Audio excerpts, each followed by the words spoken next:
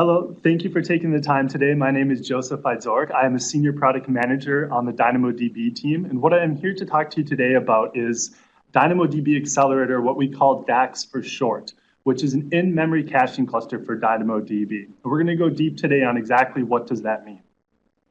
So as you may know, DynamoDB is a fast, flexible NoSQL database. And what we built DynamoDB for is really problems that really needed massive scale. As many of you may or may not know, DynamoDB was really founded from the need for Amazon.com. Back in 2004, in December, we hit an issue with Amazon.com that when we did a postmortem afterwards, what we really found is we were hitting the limits of the relational databases that we were using. They just weren't scaling to the need that Amazon really required. And what a few of the leaders in the company got together, and they came back and really invested in building a scale-out database. And what really came out of that work, out of that postmortem, was DynamoDB, which was launched as a service in 2012. And since then, it has really gone on to power not only a number of applications and customers that we'll talk about today across the internet, but also internally, as DynamoDB is really one of the critical pieces to both to many of our AWS services. Whenever you put an item in your Amazon.com checkout box, that's DynamoDB powering that. And also, Prime Video, Prime, as well as Alexa and some other services that we use. So for DynamoDB, we have a number of customers that use our service across a number of different verticals, whether it be in the mobile space with Under Armour and MapMyFitness, or Lyft, for example, which is using DynamoDB to power their application over 200 cities worldwide. And they see, as you can imagine, during events or different times of the year or different times of the day, they see significant spikes in growth in which they need DynamoDB to be able to scale for their application. And what Lyft is using DynamoDB for is to do all of the position tracking for each of their rides and their ride location. And if anybody has used Lyft before, you know how important it is when you look at that application to see where that car is relative to you, and to have that be accurate and on time so that that ride is successful for you and you meet at the right spot. We also see a number of customers in gaming using DynamoDB. Nexon, for instance, when they launched the game Hit, it became #1 in Korea the first day of launch with over 2 million registered users. And that game powered over 170,000 concurrent users at the same time. Supercell is another great example of a gaming company using DynamoDB. And they have a number of top hits on the App Store with Clash Royale and Clash of Clans, all being powered by DynamoDB. In the IoT space, Dropcam is using DynamoDB to power their cloud video recording metadata, which they use for motion detection and image analysis. And they're uploading over 100 hours of video every minute. We also see a lot of customers in the ad tech space using DynamoDB. And what they really love about DynamoDB is not only the near infinite scale that it provides for scale-out storage, but that single-digit millisecond latency is especially in these verticals, every millisecond counts. So when we look at how we think about investing in DynamoDB as a product team, and also how we think about delivering value to customers, we really look across these 6 pillars. Now, scalability, performance, security, and availability are really the tenets of any service, and we'll always continue to invest in there. We're also ramping up our investments in both the manageability space and developer platform. But what we're really here to talk to you today about is about performance. Now, with DynamoDB, one of the things that customers love and they continually tell us is, no matter how big my application becomes, no matter how much data I have in DynamoDB, I love that DynamoDB provides consistent single-digit millisecond latency.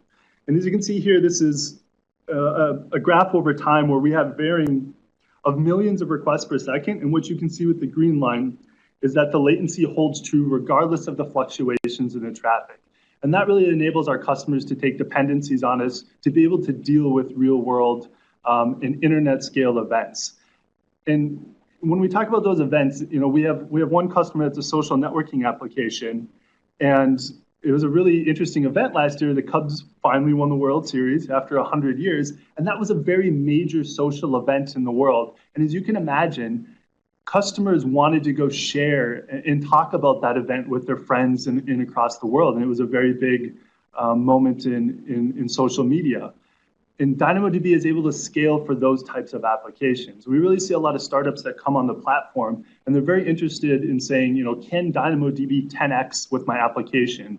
Meaning that, hey, if my application is going to grow 10x over the next 6 months, years, 2 years, can this database platform scale with my app and my growth? And absolutely, this is what the reason DynamoDB was created, and really, it powers Amazon.com. And this is what customers really love. So although that works for a lot of customers, we have customers that are challenging us, and we love that. We love when customers come and challenge us on how do we make things better. And we're having customers come back and tell us, this single-digit millisecond latency is great, but to really differentiate my application or to keep up with the evolution of speed, I need something better. And they're saying things to us, especially in the ad tech space, where they're saying like, hey, we can't afford to waste 3 or 4 milliseconds querying a database. Or, hey, we have total 20 milliseconds to make a decision. And if we're spending 5 milliseconds, querying a database, that's 25% of our time. And we could be doing something else to make a better bid, to do some extra calculations, to form a better impression. And that not only differentiates our business, but it also provides a better customer experience for our users. So what we see customers typically doing in these scenarios is that they will front DynamoDB with Elasticache, with either Redis or Memcache. And we see this, through a number of presentations at reInvent and other forums. We see this pattern happening over and over again in these, are a few diagrams of these customer patterns. And what really customers are doing there is they're adding a side cache to their database, which means, if you're one of those customers that comes to, that realization that, hey, single-digit millisecond isn't as fast as I need it, and I actually need something faster. Well, what does it take to actually add a side cache to your application? Well, this diagram makes it seem very trivial, but it's really not. First of all, we have to go identify what that cache is, which means we have to go do some research to figure out what is this other database system that we're going to add to our application. And with that comes a new set of APIs, a new set of data types, perhaps a new posting model, a new provisioning model, a new high availability model. And then once we figure that out, now we have to implement these blue lines. And these blue lines, again, are kind of trivialized by the picture, but what do they mean in practice? Well, they mean for every time that we go to the cache to fetch a piece, fetch an item of data and it's not in the cache, then we have to go check in our persistent data store, which is Dynamo, retrieve that back to the application, and then go write it back to the cache. The same goes true when we write data. Once we write it to Dynamo, then we got to go update it in the cache. And we have to repeat this for all of our API calls across all our different applications. And this becomes a cumbersome process to manage over time. Now, when we announced DAX, what we're talking about today at the San Francisco Summit, one of the developers came up to me afterwards and said, you know what, I wish I would have known about this 2 months because I just spent the last 2 months implementing those blue lines.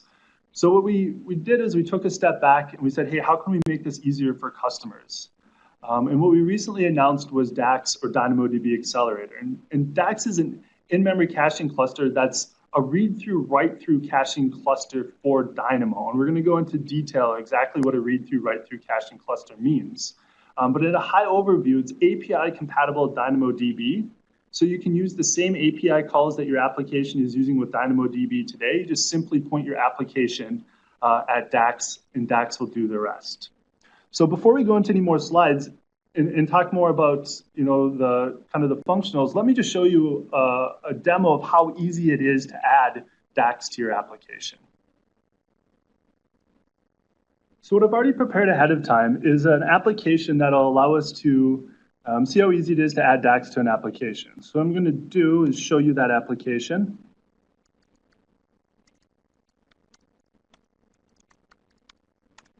And in this application, it's very simple. What we do is we instantiate a DynamoDB client.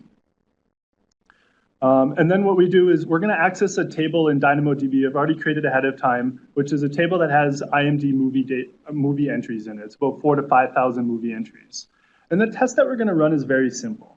It just does 10 iterations of 1,000 gets. So after every time it gets items from DynamoDB, what it's going to do is through every iteration, it's going to print the average latency out to the screen. So we're first going to do this with DynamoDB.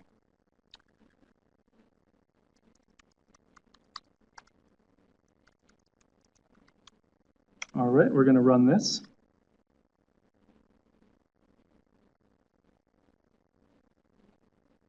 And as we expect, single-digit millisecond latency. Now let's let this run.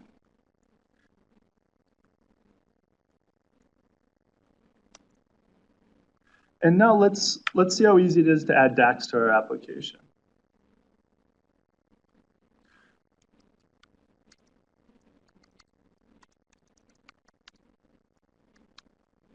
All right, let's open up that same application.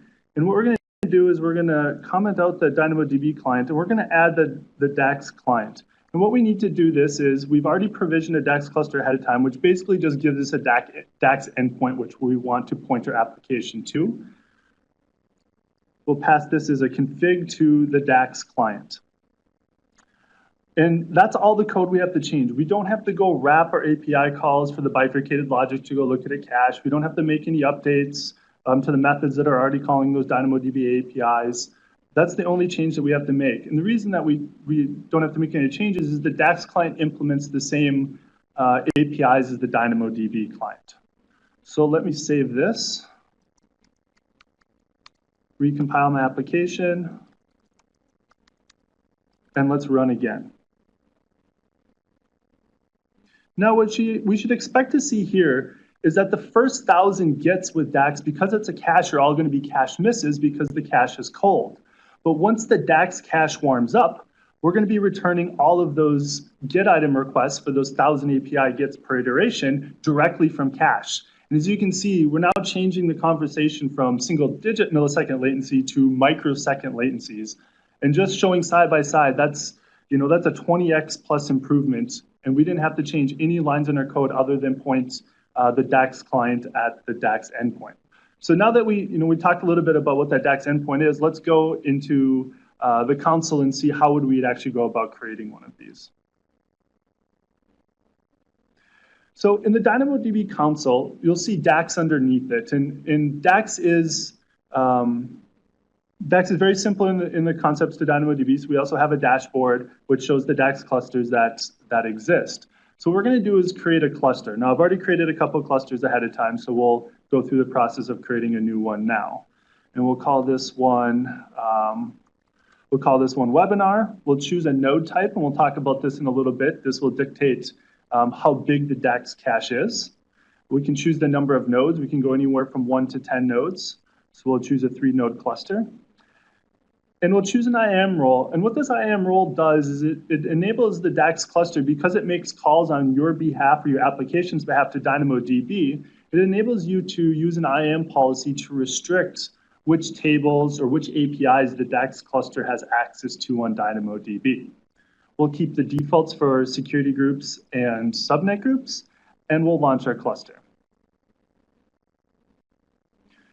And as you can see, we had the demo cluster ahead of time. What we would need to do is just pull that endpoint, and then we would add that to our application, and we're off on our way with adding in-memory performance to our existing DynamoDB applications.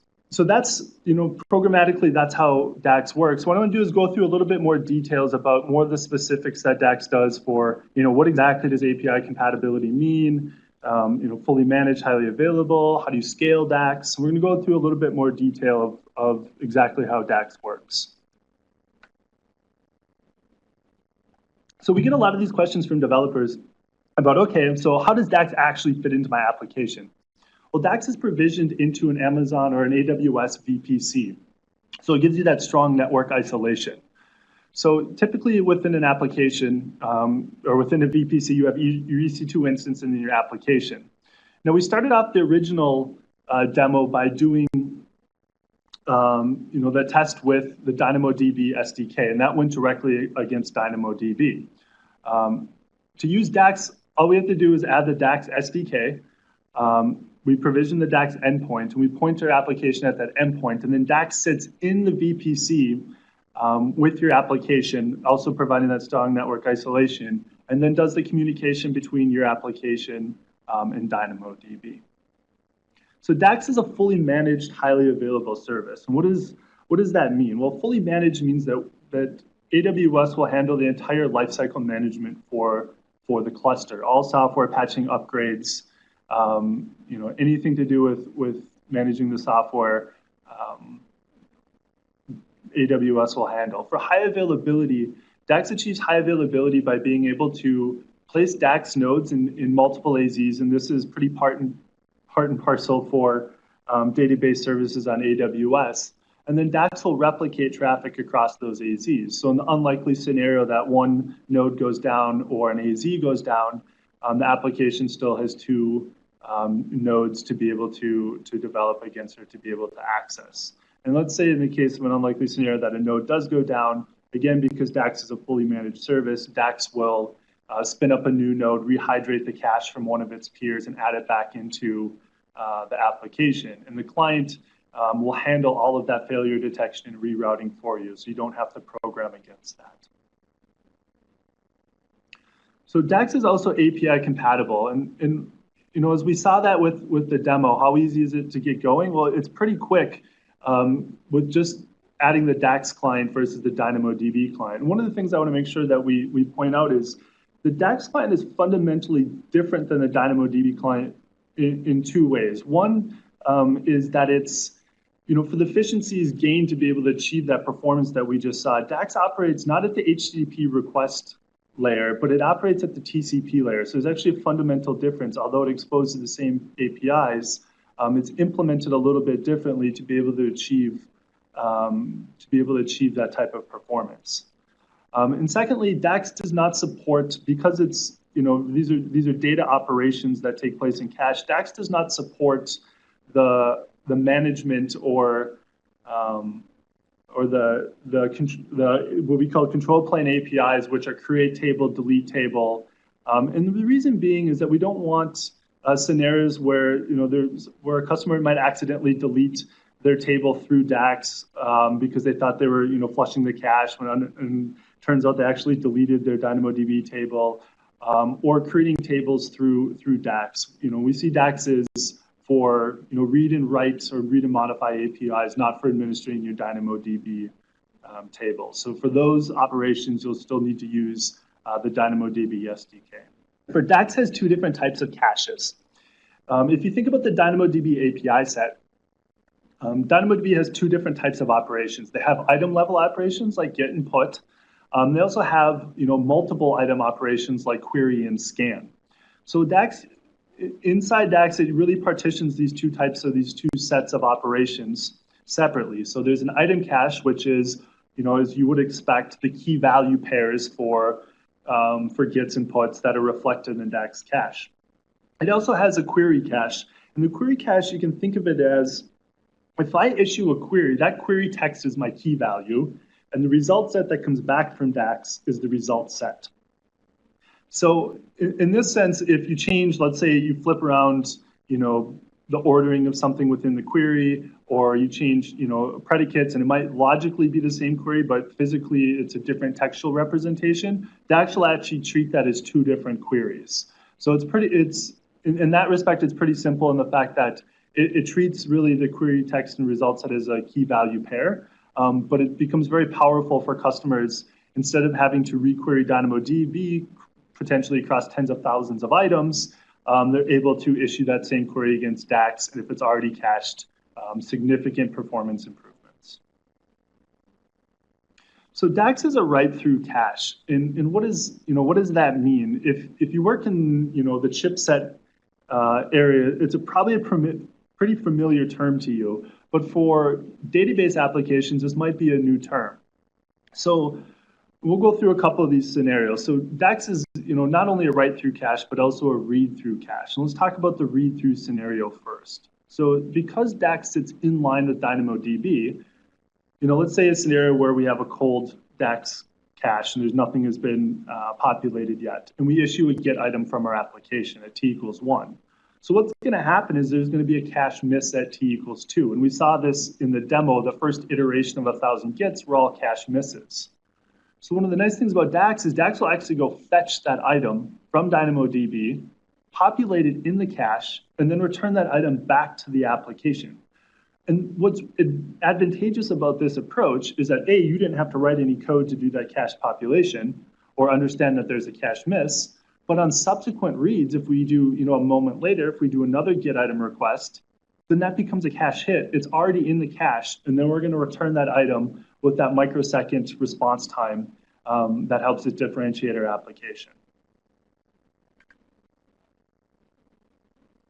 Similarly, on the write-through scenarios, so let's say, before we had a value that we read, now we're going to write that same key value pair, and we're going to issue a put item. And that put item is going to be written to DynamoDB. And after a successful write, then we're going to overwrite, or we're going to populate the cache with that new value. And what that helps us do is it helps us keep our cache in sync with our underlying database. And once we've done both of those, we're going to return success back to the application. So that helps us keep our application in sync with DynamoDB as we're making writes. Again, we don't have to go write that bifurcated logic to first write to Dynamo, and once we write there, then we're going to have to go write to our cache. This just does it just by calling the API put item that you're already familiar with. And that really helps to the read after write scenario. So if we do a subsequent get, that item that we just wrote will be in cache, and we return that back to the application. So it just really simplifies the development lifecycle for using in-memory acceleration with DynamoDB. DAX is also very flexible. We get a lot of questions of, hey, do I have to provision a DAX cluster for every single one of my applications? And the answer is absolutely no. DAX can be configured in a number of ways depending on how you want to utilize DAX and what makes the most sense for your application or applications. So, the most canonical example is I have one application, I have one table in DynamoDB, and I'm going to use one DAX cluster. The next, possibility is to say, hey, you know what? My application actually uses, more than one DynamoDB table. Can I, use DAX to cache both of those tables? Absolutely. And it's just as simple as we saw in the application of just instantiating another table object and then pointing, and then issuing a get or a put command to a different table. And similarly, we get customers that come back to us and say, hey, I actually have multiple applications that use the same table. Can they all access the DAX cluster? Absolutely. And that is just, that is absolutely possible. And because we have, the one-to-many, the one-to-one, and the many-to-one, of course, the many-to-many is possible. We haven't seen as many requests for this scenario, but absolutely is possible if you have a mix of applications using a mix of tables and you want to multiplex those through DAX. Absolutely possible.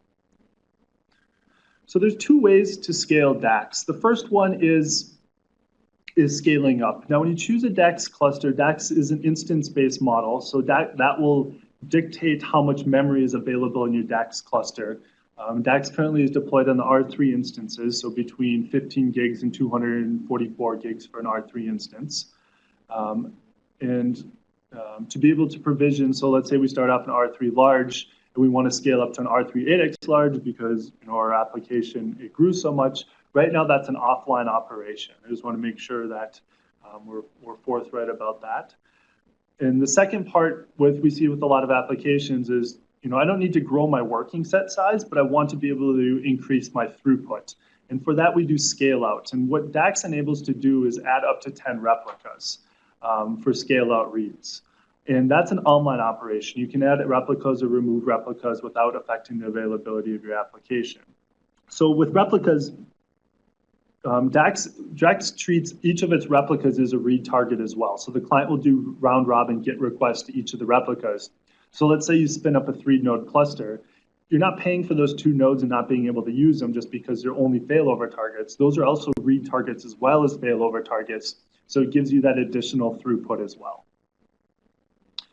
So for managing a DAX cluster, as we saw in the demo, DAX is managed through the AWS console. It's also able to manage it through the AWS CLI. DAX is also has CloudWatch alarms and metrics. We have over 19 metrics, cache hit and miss ratios, to be able to monitor the effective use of the cache. And we also have cost-based tagging. So, as you look at an application, we get a lot of customers that come back and say, hey, that's great. I know how DynamoDB is charged, or I know how this particular service is charged. What I really want to know is, how much does this application charge? How much does this application cost me, or for internal chargebacks, or for attributing costs to a research and development program? So out of the gates, DAX has cost-based tagging. One of the questions we get a lot is, now that I've written my data to the cache, how do you handle cache eviction? And DAX handles cache eviction in 3 different ways. The first is time to live. Now, when you provision a DAX cluster, you can specify the time to live for that cluster for both the item cache and the query cache. And what a time to live value is an absolute period of time in which an item will reside in cache, whether it's been read once or a million times. So by default, we set the TTL to 5 minutes. You can set it, as little as 1 second, or as much as years in the future, if that's what your application requires. And after that value is eclipsed, DAX will evict that record from the cache. And then upon another read or a write, that item will then be repopulated. The second algorithm that we use for cache eviction is called least recently used. And this is on by default and is not configurable. And what this algorithm does is, when there's memory pressure on a DAX cluster, so let's say there's a huge spike in traffic and you're eclipsing the maximum amount of memory for your DAX cluster, what DAX will do is it'll start evicting the least recently used items in favor of the most recently used items, under the pretense that the ones that we just requested are likely to be the ones that we want in the future, and we'll get rid of the older ones to make room for the new ones. And that's just a mechanism to be able to keep the cache fresh and to keep the application working smoothly. And the third one that we saw, which is pretty handy, is the write-through eviction. Now, this is a scenario in which, when we do writes, we're actually evicting the old value that was there, whether it had been through a read or a write, and it populates it with the new value. And that keeps the consistency between DAX and DynamoDB, again, in a better state, and makes it much easier for you as a developer to keep the cache consistent with the data store. So with respect to VPC, as we talked about a little bit before, DAX is deployed within VPCs, so it gives you that good, strict security isolation. DAX is integrated with IAM, so it provides the facilities for you to restrict access to who can access the DAX cluster, and similarly, what tables DAX can access in DynamoDB. And lastly, DAX provides monitoring for CloudTrail, so you can go back and say who's been, issuing control plane API calls against DAX, create cluster, describe cluster, delete cluster, for instance. So as we kind of look back over, the private preview that we had and the public preview, we really see 2 predominant use cases coming forth with DAX. The first one is really due to throughput. And we see a lot of customers across a lot of different segments with the workload pattern that looks something like this, where they've provisioned a significant amount of RCUs on their DynamoDB table to account for that one moment during a day, week, or month where they have a considerable spike in traffic. Now, why do customers have to do this? Well, that spike in traffic might be Game 7 of the World Series, and that might be a significant moment for your application.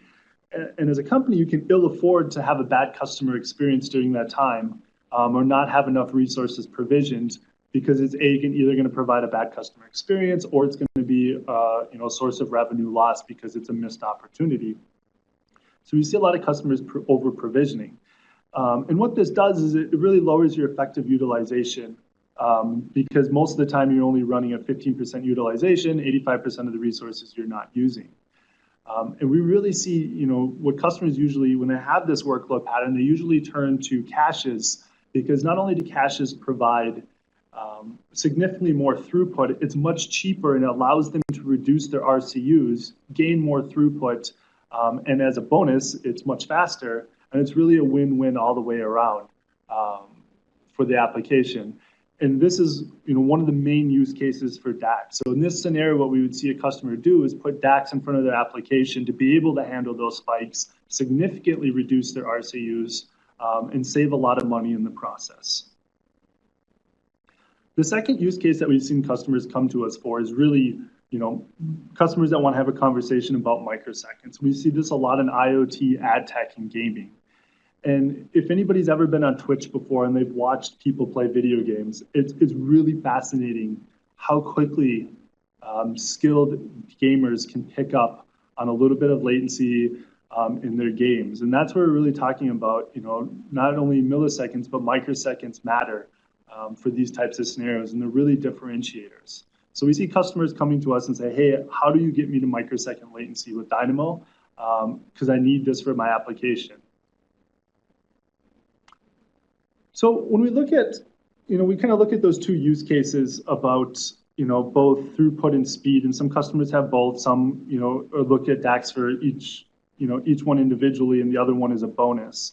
We see customers, thinking about using DAX in a couple of different ways. The first is a write-through cache, and this is the one that we just walked through a bunch of scenarios in which, both read and write API calls go right through DAX, and it keeps the DAX cache consistent with DynamoDB. We also see customers that, specifically in ad tech, that write a ton of data, significant amount of data every, second, minute, and hour. And they come back to us and say, well, if we wrote that all through DAX, the problem with that is we're going to fill up our DAX cache with probably data we only read about 1% of the data we write. What we really don't want to do is blow our cache out. Because it's going to kind of defeat the purpose of having a cache if we're, invoking LRU all the time to make room for data that we're never going to read. So can we write around DAX? And absolutely, the question is yes. And we see customers exhibiting this pattern of saying like, hey, because I'm not going to read 99% of what I write, I'm just going to use DAX as a read-through cache. I'm going to write directly to DynamoDB, and then I'm going to read through DAX. And then the other scenario that we see, and just for full disclosure, this is not available today. We had some conversations about this, and I just wanted to put this out there for completeness of the conversation, is what is called as a write-back cache. And this is a little bit different. The first two scenarios we talked about for read-intensive applications. The third scenario, the write-back cache, is for write-intensive applications. And how this would work, we would say your application would write to DAX, and then DAX would acknowledge that write and return it back to the application, and you get the benefit of that in-memory write. And then behind the scenes, what DAX would do would be to destage that data to DynamoDB. So again, this is not available today. This usually comes up in conversations with customers, so for the completeness of the presentation, I just wanted to acknowledge this scenario as a different method for caching. So within the private preview and the public preview, we've had a number of great customers working with us that have really helped us shape the product. And I think these two, between both Brandon and Shahar, I think what they really come back to us and say where they see the value of DAX is really in that optimization that we talked about a little bit earlier, not only in latency, but also in cost. So you're getting improvements or a lot of performance improvement, but you're also actually able to lower your bill in the process. I think that really provides for many customers a really compelling value for this service. And we also see customers using DAX for a lot of different ways. And I think when they think about adding caching to many different applications, it's really it's not a repeatable pattern in some respects, depending on your language and application patterns. You really have to stamp that out. With DAX, it makes it really easy to be able to add that caching layer to a number of different applications. And I think Glenn said this better than I, so I'm going to copy verbatim what he said. He said the AWS team has taken a best practice architectural pattern and turned it into something repeatable and valuable for its customers. And that's really what we really aspire to do from DAX, is working backwards from our customers. So DAX is available today, and what really DAX offers is what we're really targeting is microsecond responses, ease of use. You saw with the demo, It's very straightforward to add DAX to your existing applications. Don't have to write complicated logic or do any brain surgery on your application. And what we see for a lot of customers is this is actually not only going to increase their performance and their throughput, but also reduce their overall spend. So thank you again for the time today. Here's some more links to be able to find some more information about DAX. All right, well, thank you, and let's answer some questions. So I see first question is from Beth. How does DAX work with GSIs and LSIs? Yeah, absolutely. So DAX works with, DAX treats GSIs and LSIs the same as it does a DynamoDB table. So with Dynamo, you can do either queries or scans against those. The same thing works with DAX. You just you just call that API, query and scan for that particular LSI or GSI, and DAX will cache those result sets for you just like it would a table. So it'll actually be a separate record, separate result set in the DAX cache, different than a table. So yes, absolutely works with LSIs and GSIs. Mark asked, is there pre-warming with the cache or with the DAX cache? No, DAX exhibits a pattern which is called lazy read. So on first time, it'll actually go back to DynamoDB and fetch.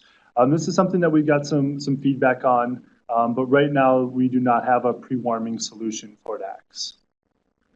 Next question from Phil. Do we need to provision RCUs on DynamoDB? The answer is absolutely yes. What the conversation becomes with DAX, and this is really workload dependent, is dependent on your throughput, is for your steady state cache misses, what is that RCU throughput you need for DynamoDB? And why we say that is we want to be able to reduce the amount of over provisioning you do on DynamoDB for repeat reads and have that handled by DAX, and have you significantly lower your RCUs on DynamoDB. And this is something that, there's no scientific answer to this for every single application. This is something that will kind of have to be learned over time. But yes, we really want to think about in that conversation is provisioning enough RCUs to be able to handle your cache misses. Paige has a question stating, why does DAX support, or does DAX support strictly consistent reads? The quick answer is, yes, it supports it. The long answer is DAX treats strongly consistent reads as pass-through. So in that scenario, DAX will intercept, the strongly consistent read, and then go back to DynamoDB, fetch that result set, and then return it back to the client. Now, in that process, DAX does not cache that result set, and the reason being is we're not discounting the scenario. We just haven't got any feedback from customers yet in which they have a scenario in which they want to issue a strongly consistent read followed by an eventually consistent read for the same item in the same application. And that's something we may get, change or we might get feedback from in the future. So just kind of reiterate, DAX is the really sweet spot for DAX is for eventually consistent applications. Good question, Paige.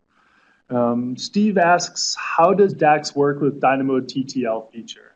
So as many of you are likely familiar, DynamoDB just announced a feature not too long ago denoted as time to live, and that is very similar to the cache eviction algorithm that we use in DAX, which is also called time to live. So let me kind of take a step back and talk about these two features in context. So DynamoDB TTL feature really enables customers, and we see this particularly in ad tech or IoT, where data that becomes older actually becomes less valuable to the application. And then there's a certain point of time, maybe a month, 3 months, 6 months, where that data is so invaluable that we can actually delete it. And what we've seen customers do with DynamoDB is they exhibit two patterns. Either they do rotating tables, which is something that they have to manage, and every month I'm sure there's a developer that sweats out, having to provision the new table and then, do the code deployment. So on, the first of the month, the application works successful. But we other see customers going through and deleting data manually, and that becomes something they have to manage.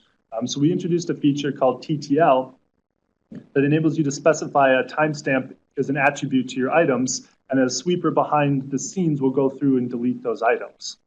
Now, as you can imagine, that feature for DynamoDB, that type of data, we're really talking about deleting data in weeks, months, years that are old. When we talk about the TTL feature in DAX, we're really talking about cache eviction. We're really talking about, typically we see customers that want to keep their cache fresh for minutes, sometimes hours. And we really see those two features at different ends of the spectrum. If you do have an application that is utilizing both of them, one of the things to be cognizant of the fact is when you do delete items from DynamoDB using TTL, to understand the implication that will have to the consistency of your DAX cluster by understanding the TTL value you have specified for your cache. So those are how those two features work together. All right, Joseph, strong name, good name, sir, asks, does DAX support cross-region replication? Currently, no, DAX does not. DAX works in a single region against DynamoDB tables within that region. That's a good question. Raul asks, is there a rule of thumb for the sizing of DAX clusters relative to the size of your DynamoDB table? Yeah, so there's no sign, this is going to be different for every application. I think what you really want to think about here is with your application, given your TTL, depending on what you want to specify for a TTL of your application, what is the size of your working set over that TTL time is kind of the first heuristic to size your DAX cluster. And from there, is we all know your application is going to change over time, and that's something you'll have to reevaluate. But to get going, I would just kind of think about, hey, if you think you're going to use 30 gigs and you have a TTL of 3 minutes, then choose a DAX cluster of an R3 large, for instance, or an R3X large. Sorry. Let's see. Take a couple more questions. This one's from Sunil. If a DAX cluster is launched within the customer's VPC, how does it connect to Dynamo? Do I have to set something up? The answer is no. So when DAX handles that connection in communication between the DAX cluster and DynamoDB, and that's not something that you as a user of DAX have to provision and worry about. Think about it through an internet gateway or some type of endpoint configuration. What you have to do is think about what is that. What are the resources I want the DAX cluster to have access to? And that translates into, hey, I want DAX only to talk to these tables and I only want them to be able, DAX to be, for instance, to use the, read APIs or just get and put. So you don't have to worry about setting up internet gateways, just specifying the access control policies of what Dynamo resources you want DAX to have control of. Richita asked the question, does DAX work with DynamoDB Mapper? Yes, absolutely. So there's, in our documentation, I definitely invite you to look, DAX works. We have some code samples for both DynamoDB Mapper and some implementations for the async API methods. So one last question is from Omar is, how do I flush the cache? Are there any flush cache APIs? And currently, that's an item we've got a lot of feedback from customers. Currently, there's no API to flush the cache for DAX. The way that cache eviction is handled is through TTL, LRU, and async, and that's something I think we'll look into in the future is providing a stronger, more broad set of functionality for managing the DAX cache. So good question. All right, folks, thank you for your time. Really appreciate you taking the time out of your day to talk about DAX and really looking forward to your continued feedback. Thank you.